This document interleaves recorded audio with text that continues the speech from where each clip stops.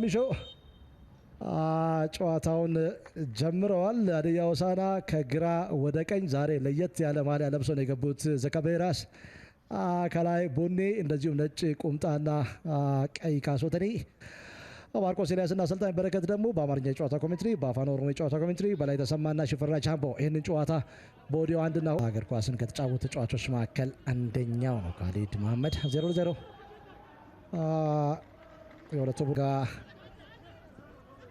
ሁለቱም ቡድኖች ሽንፈትን መዝግበው ነው የመጡት። ጎል ማስቆጠር አልቻሉም።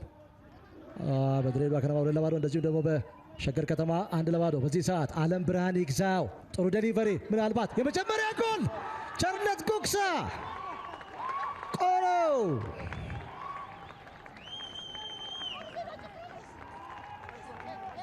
አለም ብርሃን ይግዛው ከቀይ መስመር አቅጣጫ የተነሳ ኳስ ነው። በሚገባ ማራቅ አልቻሉም ሀዲያ ሆሳዕና። ግብ ጠባቂው ትልቁን ቦታ የሚወስድ ይመስላል። መቻል በጥሩ ሰዓት ነው ጎል ያገኙት። ነገር ግን ከነሱ ኮምቢኔሽን ጥሩነት ይልቅ የስህተቶችን ተጠቅመው ነው ያስገቡት። ሀዲያ ሆሳዕናዎች በሚገባ ክሊር ማድረግ አልቻሉም።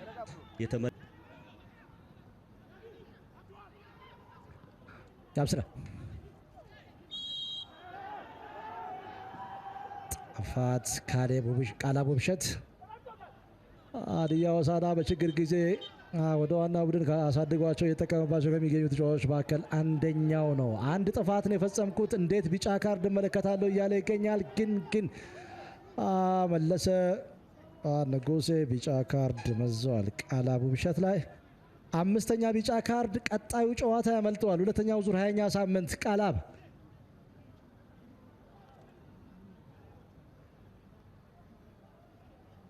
የቀይ ካርድ ኢንሲደንት ነው ይሄ። ምንድን ነው ያደረገው? እንቅስቃሴው ቆሟል። ሱራፌል ጸጋብ 20ኛው ደቂቃ ላይ የተቆጠረው የሽመክት ጉግሳ ጎል መቻልን መሪ አድርጓል። በአየር ላይ ኳስ ቃላብ ዳግም ጥሩ ኳሊቲ ያላቸው ተጫዋቾች ናቸው። በፍጹም ቅጣት ምት ክልል ውስጥ አሸናፊ ምናልባት ጎል ደስታ ዋሚሾው ባለፈው የውድድር ዘመን በተመሳሳይ በማዕዘን ምት ነበር ሀዲያ ሆሳዕና ያቻነቱን ጎል ያስቆጠረው። ብሩክ ማርቆስ ገጭቶ ጎል በጣም አከራካሪ ነው። የኳሱ ሰርከምፈረንስ ሙሉ ለሙሉ ጎሉን ለቆት መስመሩን ለቆት ወይ ጃፓን ስፔን 2022 ዓለም ዋንጫ አይነት ያስቆጠረው ጎል ከ11 ደቂቃ በኋላ በደስታ ዋሚሾ ቃላብ ውብሸት ከዳግም ንጉሴ ጥሩ ጥምረት መለሰ ንጉሴ የመጀመሪያ አጋማሽ መጠናቀቁን በፊሽካቸው አረጋገጡ። በጎሉ ደስተኛ የነበሩ ግን ጎል ይሆናል የካቲት 14 ላይ ነው ሁለተኛው ዙር የሚመለሰው።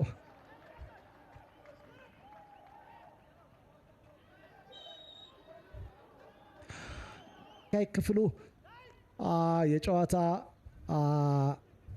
ቴምፖ ተቆጣጣሪ ነው።